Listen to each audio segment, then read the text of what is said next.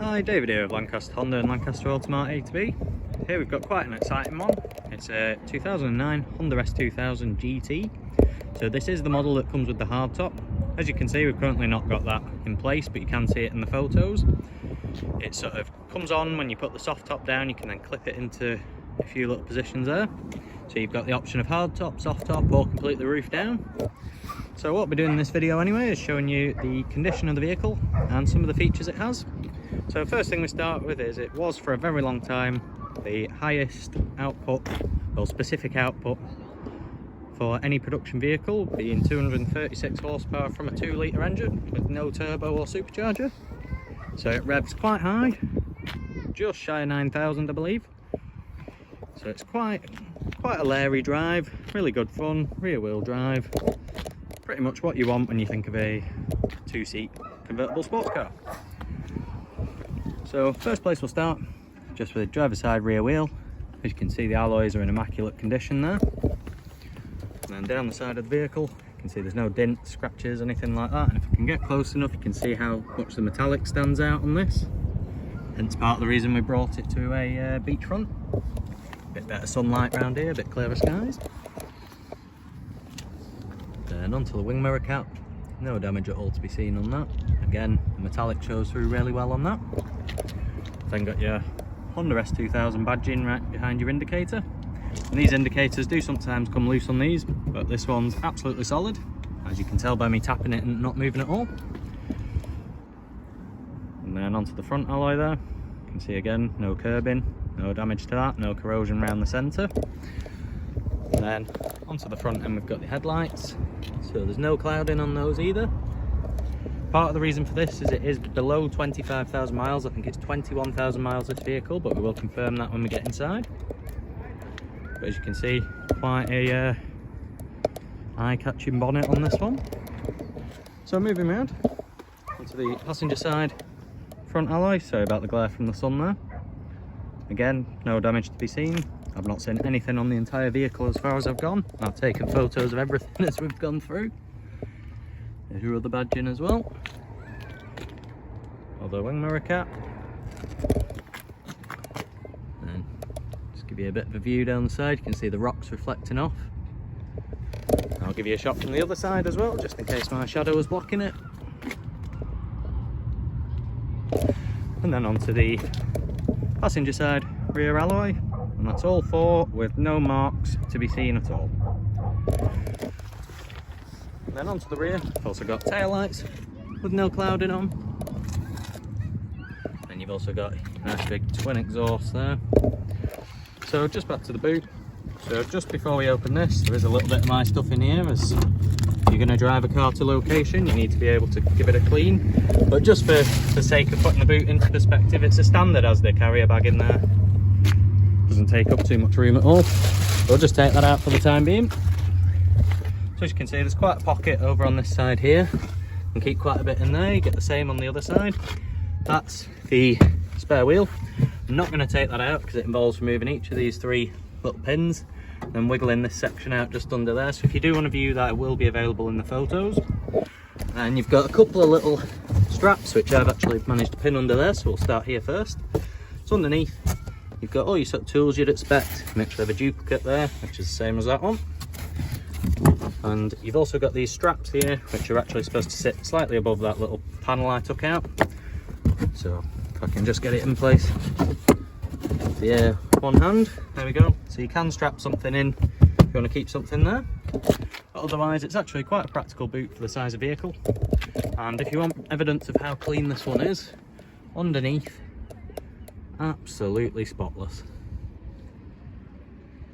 It has been a really well maintained vehicle this, you'll even tell by the mats that are inside it. And just before we move on too far, there's your aerial. Quite nice and small, keeps it out of the way. And also a roof just before we jump in, so I'll put that up while we're inside and then get back out and finish the video just looking at the roof up. As you can see there, looks to be in perfect nick while it's folded down. So as you get in the vehicle, you've got your Honda S2000 sort of badging as you get in. You've then got electrically adjustable wing mirrors, electric windows up front as well. And then as we jump in, we've got a few sort of radio controls on this side, such as your volume, what mode you're in there, and that just sort of pushes in and out, doesn't do anything else, even though the shape looks like it should be a toggle thing. You've got a mute and then your channel, obviously your big engine start button there. So as I said as well, it has got some Honda S2000 mats there, and you've also got this little mat here which goes over the trunking. I'll just show you over on the other side. It's got the same again, the front mat, a little bit of a crumb in there I must have got in, and then just below that you've got your trunking mat as well there. So I'll just get the key out of my pocket, we'll just start up the engine just to make sure you know it is nice and healthy. And just while we're at it as well, you do get two keys. So there's one with a little cover to keep it protected, and there's the other, and there's your second fob, and there's your second key. So we'll use that key, keep the other one protected. And we'll just shut the door as well, stop the beeping. There we go. So turn the key and press the engine start button. And there you go, straight into life, no problems.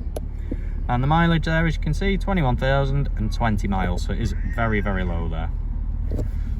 And sitting just under 1,000 RPM, which is exactly what you want when it's sat at idle. So definitely a very healthy one as you go. So as far as the controls go, on the wheel, it's nice and bare. All you get is the wheel, which keeps your attention pretty much where it should be. Then you've got your indicator and light start there. And you've got your wipers over on this side as well. And if you can notice as well, you've also got your vehicle stability assist just behind there. So over onto the other side of the wheel then. On this side, you've got your fog light on there, and then you've got all your sort of climate or air conditioning controls. So you've just got your fan speed here, little toggle switch. You've got your temperature there, recirculate button there, whether you want the air conditioning on or off, and then obviously direction. So for example, nice sunny day like today, we'd probably want that over there, that right down there, and that on with a bit of air conditioning on. And usually you'll pop recirculate if you fancy a little bit colder air, because it'll keep recirculating inside. However, with the roof down, it's a bit of a waste of time, that one. So for now, we'll just turn that off and come to the centre console area. So there's quite a lot going on in here. Honda have packaged this quite well. So first things first, you've got a manual handbrake there, 6-speed manual gearbox, which is really nice to use. I'm sure you've heard about S2000s having a really nice manual. Well, even with that, they're understated. Really nice short throws, quite small gear knob which actually fits in your hand. You can move around however's comfortable for you, grip it however you like, so it gives you a lot of variability there. And then you've got this S2000 panel here with the radio hidden behind. So as you can see, it's on radio 1 at the minute. I've got the volume down just to make sure we don't get the video taken down, because we do have to upload through YouTube. So it does say CD aux, however Honda use this radio for quite a while in different models, so that's there because in other models they do have auxiliary input. Upside of that means if you do want to fit aux into this one, it has got the output on the back of the radio and it's quite easy to feed through. So it does give you some options there, but otherwise it works exactly as you'd expect. You've got your volume, got your tuning, and then you can save different sort of different channels there, and you've got CD player too. So it is pretty much what you'd expect for the age. Then below there, you've got your roof buttons, so we'll come to that last. You've then got your rear and your side mirror demisters, then your nice hazard button there, and then you get this panel here. So you press that button, it moves out of the way, and you do have an ashtray in here, which is that little bit there. However, quite unusually, you can actually remove the ashtray separate from this other little bit, which I didn't do in the best way there. There we go. So you can take that out, and then it just leaves you a little storage pot. So if you're not a smoker, you can just keep that there and leave it be, or if you want the space, you can also take that out as well. And if you've been wondering where you find the cup holder in this vehicle, it's been really well done in here. So there's a little sort of tab, you just flick that, pops out. You can keep something a little bit deeper in the front, a little bit shallower at the back there.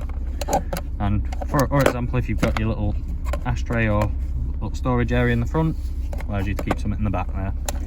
So quite practical there, a little bit more than you'd think for this sort of vehicle.